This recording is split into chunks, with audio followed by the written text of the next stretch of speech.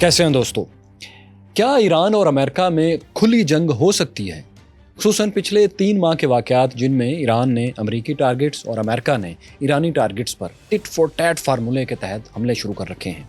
इसके बाद क्या ये वाकई मुमकिन है कि दोनों में जंग हो? और अगर इन दोनों में जंग होती है तो अमेरिका प्लस इसराइल ईरान के खिलाफ किस हद तक जाने की सलाहियत रखते हैं? Strategically America plus Israel Iran के खिलाफ हमला करते वक्त आखिर किस चीज़ से खौफजदा रहते हैं? ये किस वजह से तज़ब्ज़ुब का शिकार रहते हैं? इन्हें हेजिटेशन क्या है कि अब तक इन्होंने ऐसा नहीं किया? ईरान के पास इनके जवाब में क्या ऑप्शंस हैं? ये तीनों पॉइंट्स बहुत आराम से समझे जा सकते हैं अगर हम आपको डॉक्टर मोहसिन फ़खरीज़ादा और इसराइली रोबोट मशीन गन के बारे में बताएं। डॉक्टर मोहसिन फ़खरीज़ादा को वेस्टर्न मीडिया में ईरान का ओपनहाइमर कहा जाता था, father of Iranian nuclear programme. ये वो शख्स थे जिन्होंने ईरानियन न्यूक्लियर प्रोग्राम को तकमील के कंप्लीशन के करीब पहुंचा दिया था। यानी यूरेनियम के 90% या इससे ऊपर की परसेंटेज अगर रिच हो जाए तो उससे एटॉमिक वेपन तैयार हो सकता है। तो डॉक्टर फ़खरीज़ादा तमाम पाबंदियों के बावजूद इसे 10 साल में 20 से 60% तक 60% तक ले गए थे। कुछ कहते हैं कि इससे ज़्यादा भी उन्होंने काम कर लिया था, लेकिन आलमी मीडिया में यही रिपोर्ट हुआ कि वो 60% 60% तक इनरिच कर चुके थे। डॉक्टर फ़खरीज़ादा ईरानी न्यूक्लियर प्रोग्राम के लिए इतने अहम थे कि उनकी ग्रिप छोटे छोटे मामलात से लेकर आला सतह तक थी। ब्लैक मार्केट में उनके राब्ते थे, जहां से वो ईरानी मिसाइल और एटॉमिक प्रोग्राम के लिए पार्ट्स का इंतज़ाम कर लिया करते थे। वो शुमाली कोरिया में भी एटमी तजुर्बात देखने के लिए गए थे। उनके वहाँ एटॉमिक और मिसाइल साइंटिस्ट के साथ मुलाकातें भी हुई थी। पाकिस्तान में डॉक्टर AQ खान से उन्होंने सेंट्रीफ्यूजेस की डिज़ाइंस पर मालूमात ली थी। वैसे ईरानी न्यूक्लियर प्रोग्राम का पाकिस्तान से क्या लिंक है, इसकी कहानी ज़्यादा तफसील से हम आपको हिस्ट्री ऑफ पाकिस्तान की किस्त नंबर 54 और 55 में दिखा चुके हैं। इस वीडियो के बाद आप यहाँ आई बटन पर टच करके इसका लिंक भी डिस्क्रिप्शन में देख सकते हैं। तो खैर, डॉक्टर फ़खरीज़ादा ईरानी एटॉमिक प्रोग्राम के करता धरता थे। उन्होंने 20 नौजवान साइंसदानों की टीम्स भी तैयार कर रखी थी जो ज़ेर ज़मीन अंडरग्राउंड ईरानी एटमी प्रोग्राम पर काम कर रही थी, जहां पर सिविल और मिलिट्री दोनों मकासद के लिए यूरेनियम को इनरिच किया जा रहा था। अब यही डॉक्टर फ़खरीज़ादा साथियों इसराइल और अमेरिका की टारगेट हिट लिस्ट पर थे, इसीलिए ईरान इनकी शिनाख्त छुपा कर रखता था। जुलाई 2015 में ईरान और अमेरिका में बाकी वर्ल्ड पावर्स की गारंटी के साथ जो joint comprehensive plan of action का मुआहदा हुआ था, जिसे उर्फ़ आम में ईरान न्यूक्लियर डील कहा जाता है, ईरान अमेरिका न्यूक्लियर डील। तो इसके बाद जो आलमी इदारों के इंस्पेक्टर्स ईरान में आते थे इंस्पेक्शन के लिए, उन्हें सबसे मिलाया जाता था, लेकिन डॉक्टर फ़खरीज़ादा से मुलाकात नहीं करने दी जाती थी। इसी मुआहदे में कामयाबी के बाद 2015 में जब ईरान ने अपने साइंसदानों को और अहम लीडर्स को अवार्ड्स दिए तो सबको स्टेज पर बुलाया गया, लेकिन डॉक्टर फ़खरीज़ादा की पहचान छुपाए रखने के लिए इन्हें बाद में बंद कमरे में सिर्फ चंद मखसूस लोगों की मौजूदगी में अवार्ड दिया गया था। तो ये इनकी अहमियत थी ईरान में, इसीलिए इसराइल और अमेरिका इन्हें रास्ते से हटाना चाहते थे। इसकी कोशिशें वो कई दफ़ा कर चुका था। मसलन 2009 में इसराइल ने ईरान में अपने जाबजा फैले हुए जासूसों और स्पेशल एजेंट्स के ज़रिए एक पूरा जाल तैयार किया। तेहरान में जहाँ से उनकी गाड़ी गुजरना थी, वहाँ उन पर मोटरसाइकिल बम हमले का प्लान बनाया गया। लेकिन क्या हुआ कि हमले से कुछ देर पहले सड़कों पर कुछ ऐसी मूवमेंट्स देखने में आई, कुछ ऐसी हरकतें हुई जिनसे कि इसराइली जासूसों को शुबा हुआ कि दरअसल इसराइली मोहसिन फ़खरीज़ादा को हलाक करने के बजाय खुद एक बड़े ट्रैप में फंसने वाले हैं। यानी उनका प्लान लीक हो चुका था और ईरानी सिक्योरिटी एजेंसीज इन प्लान करने वालों को अब पकड़ने के लिए डॉक्टर फ़खरीज़ादा की फेक एंट्री करवाना चाह रही थी और हमला आवरों को गिरफ्तार करना चाहती थी। सो ऐन आखिरी लम्हे में ये प्लान मनसूख कर दिया गया 2009 में। लेकिन इसके बाद भी डॉक्टर फ़खरीज़ादा की जासूसी जारी रही। इसराइल ने अमेरिकी एजेंसीज़ की मदद से सैटेलाइट्स और ह्यूमन इंटेलिजेंस के ज़रिए डॉक्टर मोहसिन के चारों तरफ अपने एजेंट्स फैला दिए। न्यूयॉर्क से छपने वाली किताब टारगेट तेहरान के मुताबिक इसराइली जासूस ईरानी एटमी साइंसदानों के इतने करीब थे कि वो उनकी गुफ्तगू तक रिकॉर्ड करके इसराइल भिजवाया करते थे मोसाद के पास।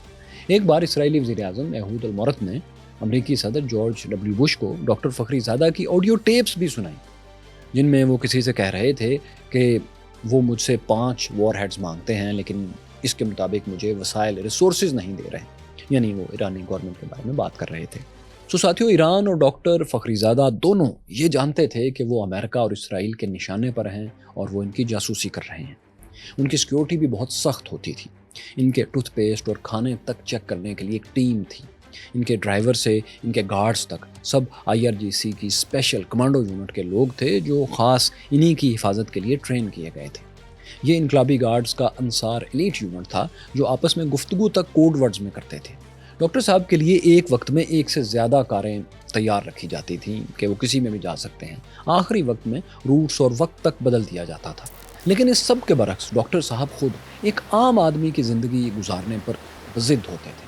وہ اکثر سیکیورٹی کے بغیر اپنی گاڑی میں بیوی کو ساتھ بٹھاتے اور کیسپین سی پر چہل قدمی کرنے چلے جاتے۔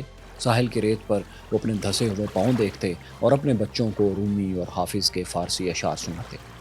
پھر وہ اکثر بچوں کے ساتھ کھانے پر کسی رشتہ دار کے ہاں بھی بغیر کسی پروٹوکول کے پہنچ جاتے۔ ایسے میں پھر سیکیورٹی والے آگے پیچھے بھاگم بھاگ ان تک اپروچ کر رہے ہوتے تھے۔ ایسا ہی واقعہ 2020 کے موسم سرما میں ہوا، جب نومبر میں وہ آرام کے لیے اپنے خوبصورت گھر آبسرد جا رہے تھے۔ آبسرد مطلب ٹھنڈا پانی۔ تو اس نسبتاً ٹھنڈے علاقے میں اپنی بیوی کو ساتھ والی سیٹ پر بٹھا کر بلیک نسان میں وہ رواں دواں تھے۔ ان کا بیٹا حامد فخری پہلے سے وہاں موجود تھا۔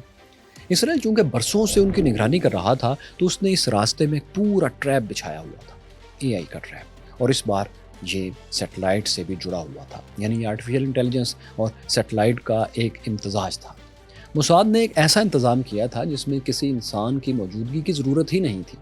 پہلی بار ایک ریموٹ کنٹرول مشین گن اور روبوٹ کی مدد سے سیٹلائٹ کے ذریعے ٹارگٹ کلنگ کی جانا تھی۔ ایک Belgian FN MAG machine gun اور روبوٹ سسٹم پرانی پک اپ پر نصب تھا۔ یہ پک اپ ایک دونوں طرف سے کم آبادی والی کھلی سڑک پر اس طرح کھڑی تھی کہ ایک موڑ کے بعد ایک چوراہے کے کنارے پر تھی، یعنی یہاں فخری زادہ کی گاڑی نے نہ صرف چھوٹا سا ٹرن لینا تھا بلکہ اس کی رفتار بھی کم ہونا تھی۔ گن کے ساتھ ساتھیوں اس پک اپ پر کئی چھوٹے چھوٹے کیمرے بھی 360 اینگل دیکھنے کے لیے نصب تھے۔ یہ سب کچھ سیٹلائٹ سے جڑا ہوا تھا جس کی مدد سے موساد کی ٹیم 1000 کلومیٹر دور بیٹھی یہ کاروائی دیکھ رہی تھی، اور انہی نے اسے ٹریگر بھی کرنا تھا۔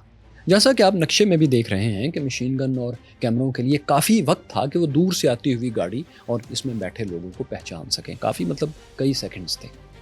27 نومبر کے اس سفر سے پہلے ساتھیوں ڈاکٹر فخری زادہ کو بتا دیا گیا تھا کہ موساد ان پر حملے کے لیے جال بچھا چکی ہے، سو وہ ابھی گھر سے نہ نکلیں۔ لیکن چونکہ وہ تو کئی سال سے ایسے تھریٹس کے عادی ہو چکے تھے، سو اب وہ اکثر انہیں اگنور کر دیا کرتے تھے۔ یہ ان کے لیے ایک معمول کی بات بن چکی تھی، بلکہ ایسا لگتا ہے کہ اب انہیں اس کی پرواہ نہیں رہی تھی۔ اسی لیے وہ اپنی بلٹ پروف گاڑی خود ہی ڈرائیو کرتے ہوئے آ رہے تھے اور ساتھ والی سیٹ پر ان کی بیوی بیٹھی تھی۔ نقشے میں دیکھیں کہ جیسے ہی انہوں نے شاہراہ امام خمینی پر رائٹ ٹرن لیا، دائیں طرف گاڑی موڑی، تو اب دور کھڑی کیموفلاج پک اپ میں لگے کیمروں کے سینسرز نے انہیں پک کرنا شروع کر دیا، انہیں دیکھنا شروع کر دیا۔ اب سینسرز کے پاس کئی سیکنڈز تھے جس میں انہوں نے ڈاکٹر صاحب کی چہرے کی شناخت کی اور نشانہ لے لیا، ٹارگٹ لاک کر لیا۔ پہلی بار 6 گولیاں چلیں اور ڈاکٹر فخری زادہ کی گاڑی رک گئی۔ ڈاکٹر صاحب کے کندھے پر زخم آیا تھا۔ بلٹ پروف گاڑی میں یہ کیسے ہوا، ایرانی انٹیلیجنس نے کبھی نہیں بتایا۔ ان کے بیٹے کا کہنا ہے، جو یقیناً ان کی والدہ سے انہیں پتہ چلا ہوگا، کہ ڈاکٹر صاحب جب زخمی ہوئے تو وہ گاڑی رک گئی تو گاڑی سے باہر نکل آئے اور کھلے دروازے کے پیچھے گھٹنوں کے بل بیٹھ گئے، جیسے پناہ لینے کی کوشش کر رہے ہوں دروازے کے پیچھے، یا اپنی بیوی کو بچانے کے لیے خود باہر نکل آئے ہوں۔ وہ اپنی بیوی سے کیونکہ مسلسل کہہ رہے تھے کہ وہ گاڑی میں ہی رہیں، کیونکہ جو بھی ہے، جس نے بھی یہ نشانہ لیا ہے، وہ صرف انہیں ہی مارنا چاہتا ہے، لہٰذا باقی بچ جائیں۔ چند لمحوں کی تو بات تھی، پچھلی گاڑی سے ان کا گارڈ حامد اصغری، جو ایرانین نیشنل جوڈو چیمپئن تھا، وہ بھی دوڑتا ہوا آیا اور ڈاکٹر صاحب پر گر گیا۔ لیکن اتنے میں 6 گولیاں مزید اس ریموٹ مشین گن سے فائر ہو چکی تھیں، اور اس میں سے 2 گولیاں ڈاکٹر صاحب کی ریڑھ کی ہڈی کو توڑتی ہوئی نکل گئی تھیں، اور باقی 4 حامد اصغری کو لگی۔ حامد اصغری تو بعد میں بچ گیا، لیکن ڈاکٹر صاحب جاں بر نہ ہو سکے۔ یہ سب کچھ ساتھیوں 20 سے 30 سیکنڈ میں ہو گیا۔ ان کے گارڈز فائرنگ کے سمت میں جوابی فائر کرتے رہے تھے، لیکن انہیں سامنے کوئی شخص نظر نہیں آ رہا تھا۔ یہ 27 نومبر کا ایک روشن دن تھا، دوپہر کے 3:30 کا وقت تھا۔ جیسا کہ آپ تصویر میں بھی دیکھ سکتے ہیں کہ خزاں کے دن تھے، اور سڑک کے دونوں طرف کناروں پر چیری اور سیب کے چھوٹے چھوٹے پت جھڑے درختوں میں چھپنے کی کوئی زیادہ جگہ بھی نہیں تھی۔ سو گارڈز کو کوئی مد مقابل گن مین نظر نہیں آیا، پک اپ نظر آئی بس، جہاں سے فائر ہو رہا تھا۔ لیکن ہوا یہ کہ 1 منٹ سے بھی پہلے، جب ابھی گارڈز اندازہ لگا رہے تھے کہ فائرنگ کرنے والوں کو گھیرا کیسے جائے، دور کھڑی پک اپ دھماکے سے اڑ گئی۔ گاڑی میں پہلے سے دراصل بارود بھر دیا گیا تھا اور وہ بھی ریموٹ کنٹرول سے کنیکٹ تھی، جڑی ہوئی تھی۔ مطلب پلان تھا کہ حملے کے بعد اسے بھی اڑا دیا جائے گا، سو اڑا دیا گیا۔ ریموٹ کنٹرول مشین گن اور روبوٹک سسٹم دونوں تباہ ہو گئے، مگر اتفاق سے یہ روبوٹک سسٹم مکمل تباہ نہیں ہوا۔ یہ سسٹم جس سے مشین گن کو اسرائیل میں بیٹھ کر سیٹلائٹ سے آپریٹ کیا جا رہا تھا، وہ ایرانی قبضے میں آ گئی۔ اسی سے پھر کچھ دن بعد یہ کلیئر ہوا کہ انہیں کیسے ہلاک کیا گیا ہے، ورنہ اس سے پہلے اخبارات میں آ رہا تھا کہ انہیں قتل کرنے کے لیے موٹر سائیکلوں اور گاڑیوں پر قاتل بھیجے گئے تھے جنہوں نے مختلف اطراف سے فائر کی، اور یہ بھی کہا جا رہا تھا کہ ان میں سے کچھ مارے گئے۔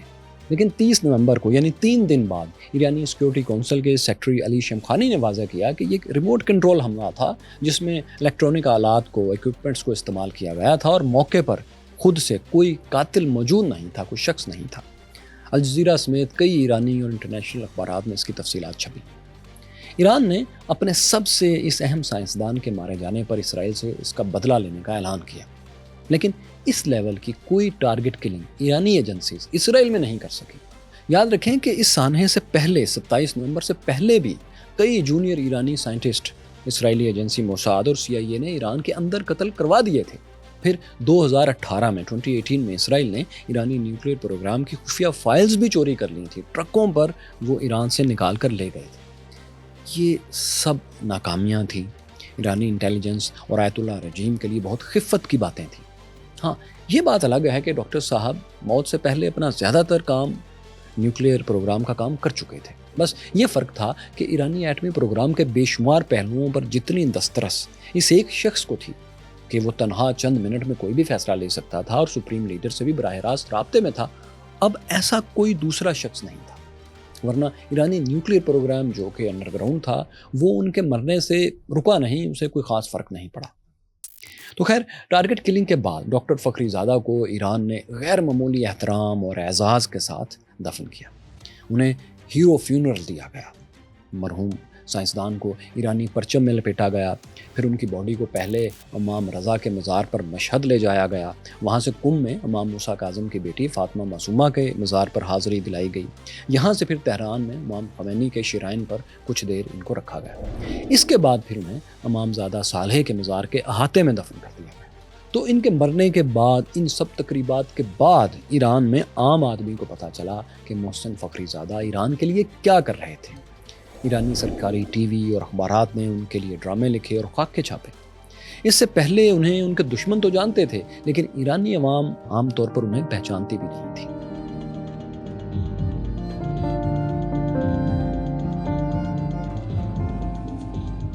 ساتھیو، ڈاکٹر فخری زادہ اور ان کے ساتھی سائنسدانوں کی ہلاکتیں اور 2018 میں ایرانی ایٹمی پروگرامز کے خفیہ پیپرز کی چوری کے واقعات یہ بتانے کے لیے کافی ہیں کہ ایران کے مقابلے میں اسرائیل پلس امریکہ کسی بھی حد تک جا سکتے ہیں، لیکن کھلی جنگ کے تھریش ہولڈ سے تھوڑا سا پیچھے رہ کر ایران بھی ایسا ہی کرتا ہے۔ جیسا کہ ابھی کتائب حزب اللہ، عراقی شیعہ ملیشیا تنظیم جسے ٹریننگ اور ہتھیار ایران سے ہی ملتے ہیں، ایرانی رجیم سے ملتے ہیں، اس کی کارروائی آپ دیکھیں۔ اردن کے انتہائی مشرقی کنارے پر لقودق صحرا میں سیاہ زمین پر جا بجا ٹائروں کے نشانات ہیں۔ یہ نشانات ہمسایہ ملک شام کے بارڈر کی طرف لے جاتے ہیں آپ کو، لیکن بارڈر کراس کرنے سے چند 100 میٹر پہلے صحرا میں 500 میٹر لمبائی پر پھیلی ایک بہت بڑی سیٹلمنٹ قائم ہے۔ یہ اردن کے عراق اور شام کے ساتھ لگنے والے بارڈر پر قائم امریکی بیس ٹاور 22 ہے۔ یہاں 350 کے قریب 350 کے قریب امریکی ملٹری پرسنلز ہیں۔ ان سمیت اردن میں کل ملا کر تقریباً 3000 کے قریب امریکی فوجی ٹھہرے ہوئے ہیں۔ ٹاور 22 سے چند کلومیٹر آگے شام کے اندر تقریباً 20-22 کلومیٹر دور امریکی بیس الطنف کے مقام پر واقع ہے۔ شام میں بھی 800 سے 900 کے قریب US آرمی کے لوگ ہیں جن کا اہم حصہ اسی الطنف بیس پر رہتا ہے۔ یہاں امریکی بیس موجود ہونے کا ساتھیوں یعنی شام میں ایک خاص مقصد ہے۔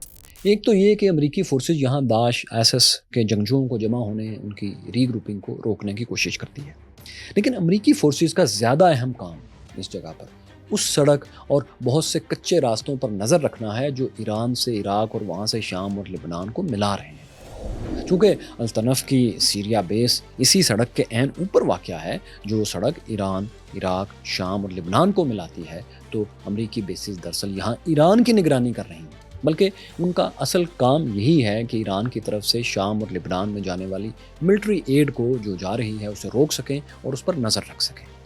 امریکہ نے جو لبنان کی تنظیم حزب اللہ اور خود ایران پر بھی جو پابندیاں لگائی ہیں، ان کی مانیٹرنگ کا، ان کو آپریشنل رکھنے کا کچھ حصہ یہاں سے ہی آپریٹ ہوتا ہے۔ تو اس اہم ترین بیس الطنف کو ٹیکنیکل اور لاجسٹک فیسلٹیز دینے کے لیے اس سے 22 کلومیٹر کے فاصلے پر ساؤتھ میں جو دوسری بیس ہے وہ یہی ٹاور 22 ہے۔ اس کے بنیادی کام دو ہیں۔ ایک یہ کہ الطنف بیس کے لیے را مٹیریل، ڈرونز، خوراک، اسلحہ اور فوجیوں کا ایک بیک اپ اس نے رکھنا ہوتا ہے۔ دوسرا کام اس کا یہ ہے کہ اس نے ان بہت سے کچے پکے اور عارضی راستوں کی فلمنگ روزانہ کرنی ہوتی ہے، نظر رکھنی ہوتی ہے، جہاں سے نان اسٹیٹ ایکٹرز عراق، شام اور اردن میں کارروائیاں کرنے کے لیے آ سکتے ہیں۔ یہاں سے ریگولر بیسز پر جاسوس ڈرونز پرواز کرتے ہیں، یعنی ٹاور 22 سے، اور چاروں طرف کی سرویلنس جاسوسی کر کے ویڈیوز بنا کر رپورٹس لے کے آتے ہیں، جو کہ پھر پینٹاگون بھیجی جاتی ہیں۔ وہاں پھر اینالسٹ ونگز ان فوٹیجز کو، ان معلومات کو دیکھتے ہیں، ان کی جانچ پڑتال کرتے ہیں، تجزیہ کرتے ہیں، نتائج نکالتے ہیں، جن پر پھر پالیسیز بنتی ہیں۔ تو یوں ہے کہ اردن کی بادشاہت آج تک اس بیس ٹاور 22 کی موجودگی سے انکار کرتی رہی ہے۔ وہ اسے الرکبان مہاجر کیمپ کہتے تھے۔ اب اردن چونکہ امریکی اتحادی ہے، الائی ہے، اس لیے اس انکار کے پیچھے بھی ایک دلچسپ وجہ تھی۔ وہ یہ کہ واقعی اردن کے بادشاہ شاہ عبداللہ II کہہ سکتے تھے کہ یہاں امریکی ملٹری بیس نہیں ہے، کیونکہ چند سال پہلے تک تو یہ بیس واقعی یہاں نہیں تھی، صرف شام کی خانہ جنگی سے تنگ آئے مہاجرین کے لیے ایک عارضی UN کیمپ تھا، جس کی حفاظت کے لیے کچھ امریکی فورسز بھی تھیں۔ پھر جب مہاجرین کو اردن نے نکال دیا تو یہ بیس صرف امریکیوں کے استعمال کے لیے باقی رہ گئی۔ امریکیوں نے اسے الگ سے بیس ڈکلیئر ہی نہیں کیا، بس اسے شام میں موجود الطنف بیس کا ایک سب یونٹ بنا کر ہی پیش کیا۔ یہی وجہ تھی کہ شاہ اردن عبداللہ II کو ایسی سپیس مل گئی جس میں وہ کسی سے بھی کہہ سکتے تھے کہ ہماری سرزمین پر امریکی بیس یہ ٹاور 22 نہیں ہے۔ لیکن 28 جنوری کے بعد ان کے لیے یہ موقع ختم ہو گیا، کیونکہ اس دن روٹین کی سرویلنس کر کے امریکی ڈرونز ٹاور 22 کی طرف پلٹ رہے تھے۔ غالباً کتائب حزب اللہ نے بہت سوچ سمجھ کر ٹاور 22 بیس پر ایک حملہ آور ڈرون اسی وقت بھیج دیا جب ایک امریکی ڈرون کی واپسی کا وقت تھا۔ آپ جانتے ہیں کہ جو کام روز کا معمول بن جائے اس میں لوگوں کی دلچسپی اور انہماک کافی کم ہو جاتا ہے۔ بس یہی کچھ امریکی انجینئرز کے ساتھ بھی یہاں پر ہونے والا تھا۔ ٹاور 22 پر موجود امریکی آپریٹرز نے یہی سمجھا کہ امریکی جاسوس ڈرون واپس آ رہا ہے، لیکن یہ ڈرون لینڈ کرنے کے بجائے امریکی ملٹری انجینئرز کے کنٹینر کوارٹرز پر حملہ آور ہو گیا۔ اب کیونکہ امریکی میگزینز اور ملٹری سے منسلک سائٹس اسے ون وے آپریشن کہہ رہے ہیں، یعنی ڈرون آیا اور واپس نہیں گیا، تو یہ یقیناً ایک شہید ڈرون تھا۔ شہید ڈرونز ایرانی پروڈکٹ ہے، ایرانی ویپن ہے، جس میں ڈرونز میزائل پھینک کر واپس نہیں جاتے، بلکہ یہ خود ایک بارودی گاڑی کی طرح ٹارگٹ سے ٹکرا جاتے ہیں اور اسے تباہ کر دیتے ہیں۔ تو یہ ایسا ہی ایک ڈرون تھا جس نے امریکی انجینئرنگ کمپنی کے 3 ریزروز کو ہلاک کر دیا۔ 34 دیگر فوجی بھی زخمی ہوئے، انجینئر زخمی ہوئے، جن میں سے 8 کچھ زیادہ زخمی تھے، انہیں بیس سے باہر اردن میں کسی ہاسپٹل میں لے جایا گیا۔ ساتھیو، یہ وہ حملہ تھا 28 جنوری کا جس نے مڈل ایسٹ کی، اسرائیل غزہ جنگ کی ڈائمنشن تھوڑی سی بدل دی۔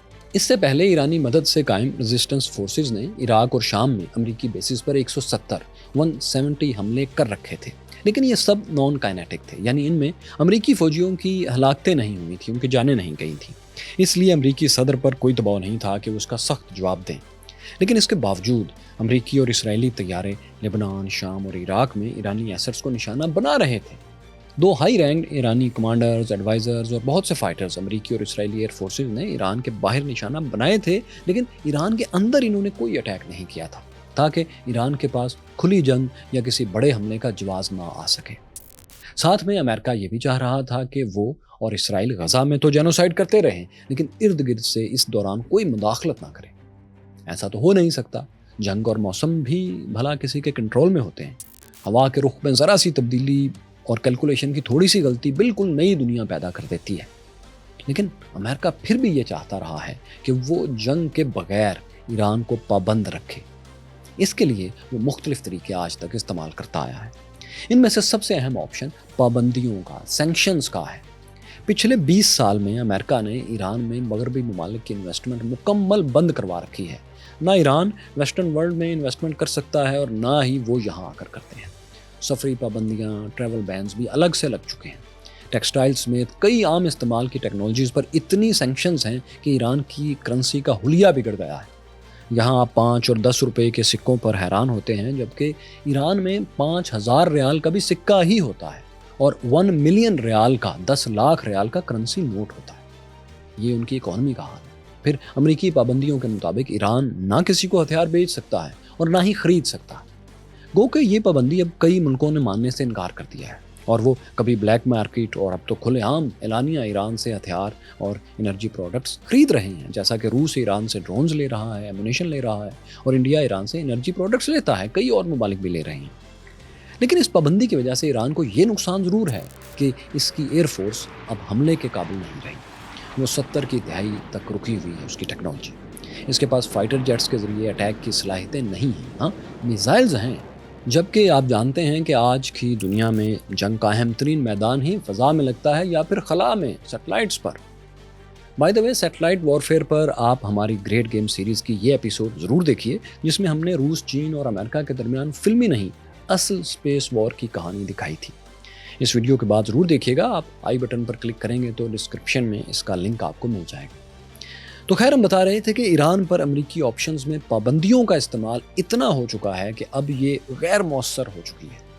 ये लिवरेज अब अमेरिका के पास वैसे भी इंटरनेशनली ख़त्म होता जा रहा है। पाबंदियाँ अमेरिका का वो हथियार है जिस पर अब दुनिया में आहिस्ता आहिस्ता ये कहा जा रहा है कि इसको अमेरिका ने इतना इस्तेमाल किया है कि अब इसकी वक़्त ख़त्म हो रही है, क्योंकि ब्लैक मार्केट से हर चीज़ दोबारा मिल जाती है।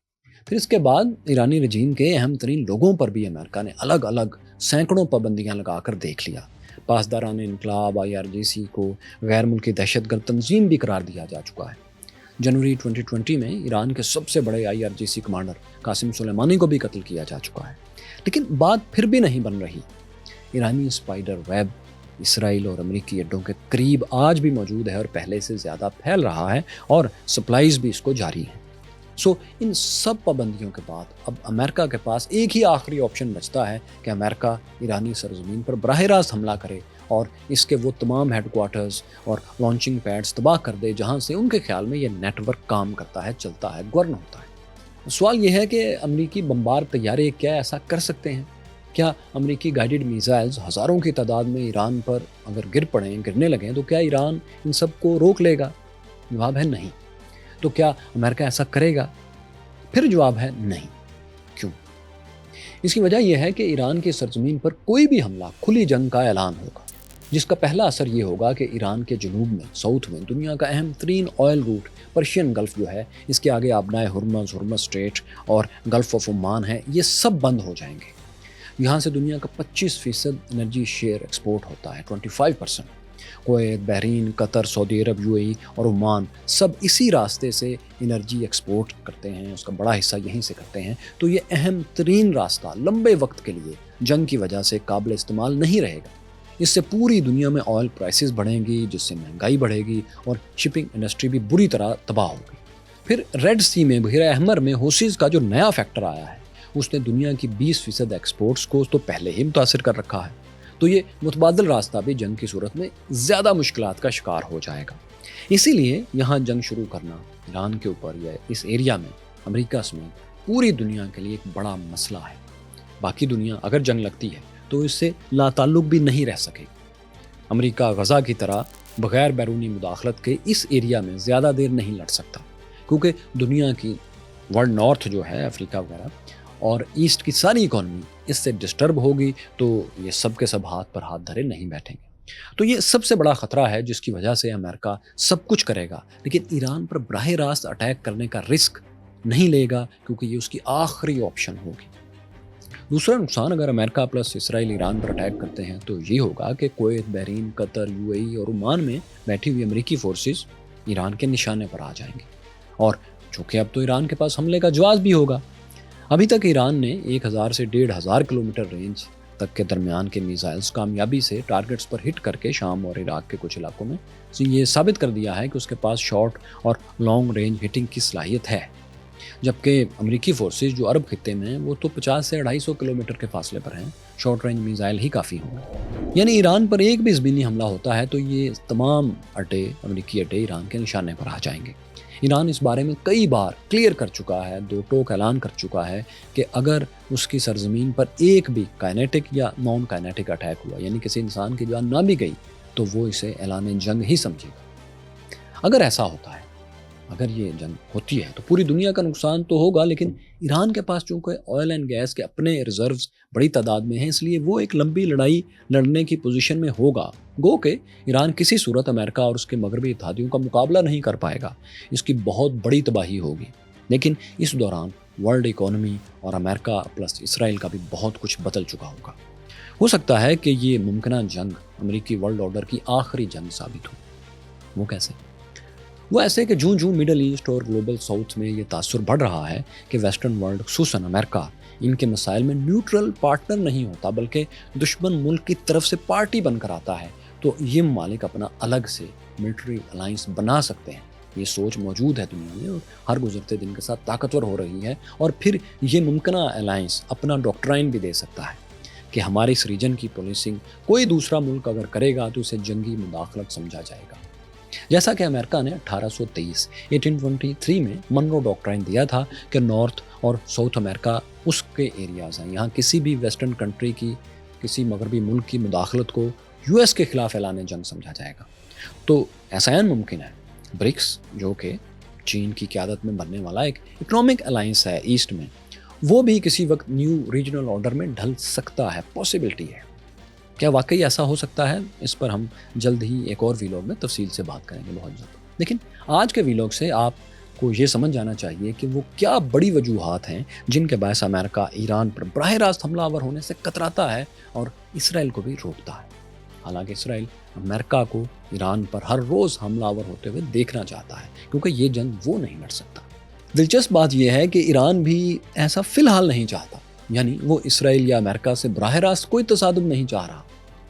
ابھی اور فی الحال کے الفاظ اس لیے نہیں چاہ رہا کہ اسے انتظار ہے اپنے نیوکلیئر پروگرام کے مکمل ہونے کا۔ وہ ہر صورت، ہر چیز اس وقت تک برداشت کرنے کو تیار ہے جب تک وہ نیوکلیئر ویپنز تیار نہیں کر لیتا، جتنے بھی اس کو چاہیے۔ کہا جاتا ہے کہ 2035 تک اس کا ٹارگٹ ہے کہ وہ اتنے ایٹامک ویپنز اور اس قسم کے ویپنز تیار کر لے گا، ایسے نیوکس جن سے اس کا خیال ہے کہ وہ اسرائیل اور امریکہ کو بلیک میل کرنے کی پوزیشن میں آ جائے گا۔ جیسے ہی اس کے پاس یہ نیوکس کی صلاحیت آئے گی، اس کی مطلوبہ مقدار پوری ہو جائے گی، آپ ایک بدلا ہوا ایران دیکھیں گے اگر یہ رجیم تب تک باقی ہوگی۔ یہی وجہ ہے کہ اسرائیل اور امریکہ کسی صورت ایران کو ایٹمی طاقت کے قریب نہیں پہنچنے دینا چاہتے، اور ایران ہر صورت ایٹمی طاقت حاصل کرنا چاہتا ہے۔ یہ کوششیں دونوں طرف سے کتنی شدت سے جاری ہیں، یہ شروع کی جو 2 کہانیاں تھیں وہ آپ کو یہ بات بتانے کے لیے کافی ہیں۔ ساتھیوں، یہ ایران اور امریکہ پلس اسرائیل کی ممکنہ جنگ کی کہانی تھی۔ ہم نے اس ویڈیو میں جس پاکستانی نیوکلیئر پروگرام کا اشارہ دیا تھا کہ وہ ایران کے ساتھ اس کا کیا تعلق تھا، آپ یہ مکمل کہانی ہماری اس ویڈیو میں جان سکتے ہیں۔ یہاں دیکھیے چین، روس، امریکہ، سیٹلائٹ وار، سپیس وار کی کہانی کیا ہے، اور یہ لنک ہے جہاں پاکستانیوں کی شناخت پر آپ ہمارا ویلاگ دیکھ سکتے ہیں۔